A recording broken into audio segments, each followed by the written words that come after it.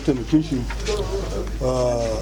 shugaban mata ta karamar hukuma da makarabanta, esco da sauran jama'a, ɗan takararmu na gwamna a jihar Katsina 2023 da makaraban da ya zo da su, sauran esco da sauran al'umma kamata,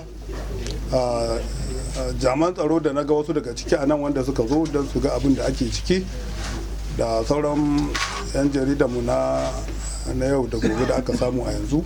Assalamu alaikum wa rahmatullahi ta'ala. Na farko dai abin da ya sa na tashi, duk abubuwan da zan faɗi al'umma mu kuma sun faɗi. Ba zai yiwu ba tun da Allah ya kawo ka gidanmu, gidan albarka, gidan haɗin kai Sandam local government, mu kasa cewa wani abu.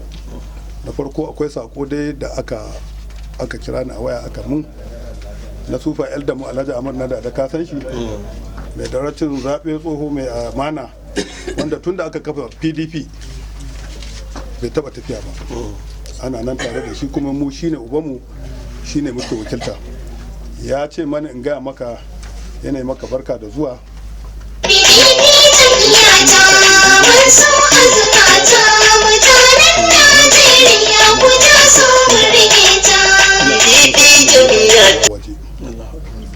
Duk gwagwarmaya nan da shi muke yi, shi yake ba mu umarni ya ce kaza za ku yi kuma haka za mu yi, kuma mun yi mu ga daidai.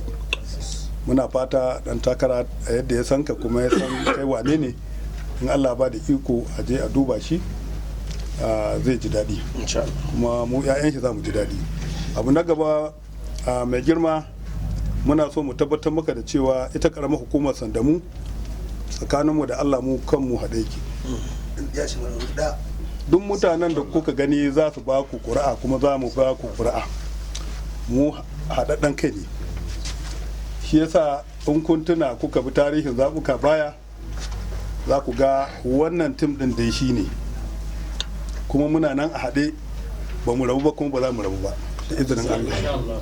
Kuma dukkan wanda muka ga mun yarda da ƙwarewar shi da hankalin shi da taimakon shi, matsawan taimakon shi a jam'iyyar PDP da mu muka ɗauka muka ce gashi, to wannan duk yaskon da ka gani a nan wannan wurin wanda za su ba da ƙuri'a, duk wanda muka cewa tsakaninmu da Allah mu haɗa kai wurin shi za mu haɗa. Amma alal hakikan za mu duba irin mutanen da muka yi tare da su, kamar yadda ka ce tun 99 muke tare da kai, ka san mu muka san ka, muka san jajircewarka. To dukkan muna so mu tabbatar maka da cewa kamar yadda gidan nan wani daga cikin mutanenmu ya ce mu marayu ne, tabbas marayu ne. Ma'anar shi anan bai fasa maka ba. Mutanenmu wanda muka yi PDP da su suka amfani PDP, wasu har sun kai ga kusan aktin gwamna da makamantansu, to sun zo sun tafi sun bar mu. Yau a cikin mutanen can da ka sani na 99, ina ga daga ni ba mu wuce mutum 2 ko 3 ana wanda muka taso da ku tare, mu kaɗai muka rage muke renon mutanenmu ko muka yi haƙuri a cikin wannan abubuwan. Kuma shine dalilin da yasa ka ji na ce maka mu haɗin kai gare mu Sandamu, in muka sa kanmu muka ce ga abin da za mu yi tsakaninmu da Allah shi za mu yi, amma muna duba abin da ya kamata mu yi kuma za mu yi shi. Ba dan komai muka faɗi maka haka ba, shekarar nan 7 da aka taho zuwa yanzu mun ga irin mutanen da ko da shawara suke bamu sukan bugo su bamu, wasu su turo muna shawara, wasu su bugo, wasu su ce mu je su ba mu shawara da makamantansu. Kuma a cikin ku 'yan takarar gwamnan nan dukkan ku mun san kowa, mun san kwarewar kowa. Saboda haka kiran da za mu yi a yanzu, abin da ya saka mana karamar hukumar jihar Katsina halin da muke ciki, tsammani ne aka yi, kuma har da mu 'yan PDP. Tsammanin nan wanda aka yi wanda ya cutar da mu, shugabanninmu wasu daga ciki suka ba da kai, aka zo aka hada da su aka kwali talakawa. Amma Allah shine almusawwiru, yau lokaci yayi wanda za a canza wancan tsarin wanda ba tsari ne na Allah ba. An matsa mutane ne suka yi abin da bai dace ba saboda ba a gaba abin da Allah wancan lokacin.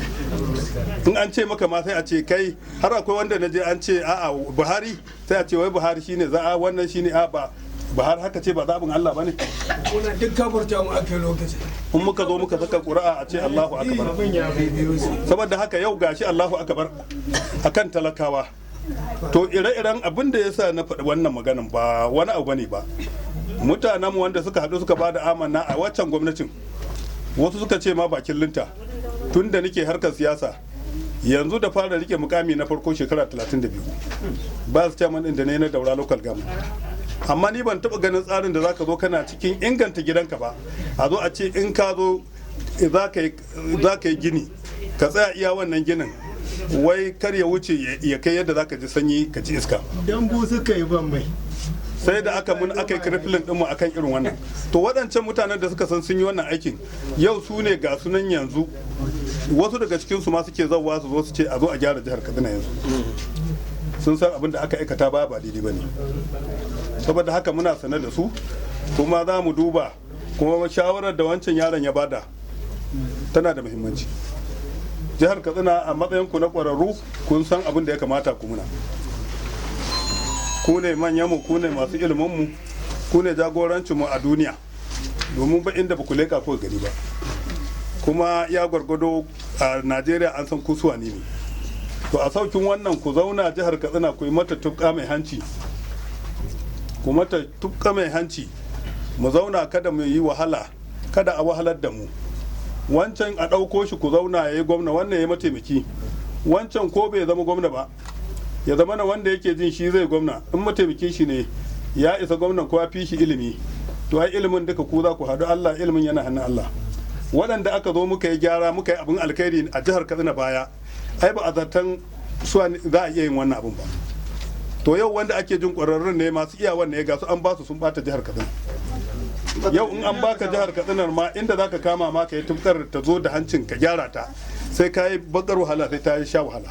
Ana kallon abin da ake cewa malamin ce yana cewa gyaran ba wahala bane ba. To tsakani da Allah, in dai ba grand za a dauka na Najeriya a baka a maido shi jihar Katsina ba, jihar Katsina kafin ka gyara ta yanzu irin bannan da aka yi, to ina tabbatar muku akwai wahala. Sai an samu ƙwararrun waɗanda suka san aikin, waɗanda suka san ƙasar. To don haka muna fata kamar yadda aka ce a haɗa kai, a haɗa kan nan a zo jihar mu ta zauna lafiya, mu ci zaɓe. Mutane talaka muna so mu tabbatar muku sun gaji da kansu, mu suke zauwa su ce mana tsakaninsu da Allah sun tuba. Aikin da suka yi sun san cewa sun yi ridda, sun kamar abin da ka san matsayin ridda a addini, sun ma Allah shi shige, kuma daga wannan lokaci sun fata. Don haka abu kaɗan ake jira kawai, sulhunku da haɗin kanku wanda za mu zo mu zauna lafiya a cikin jihar nan tamu. Kawai a zo da izinin Allah ku da tun kuɗa mu da cin zaɓe da izinin Allah. Da fatan wannan sakonnin shine ga kowane ɗan takara da kuma kai da ka zo ka fara ziyartar mu a wannan karamar hukuma. Kuma muna ƙara jaddada maka mu dai kanmu a haɗe yake tsakaninmu da Allah. Kuma za mu taimaki dukkan mutanen da suka taimake mu a yadda muka zo muka zauna lafiya da kuma haɗin kai kamar yadda ka same mu. Da fatan Ubangiji yadda Allah kawo ka gida lafiya, Allah mai da ka gida lafiya. Kuma ina kira kada a manta sakon Super Elder, in Allah ya sanya ko da Allah ba da iko za a biya a duba shi, ko kuma wani lokaci a zo a same shi a duba shi. Mun gode, Allah ya kaddara saduwa mu da mu da Allah ba mu nasara. PDP!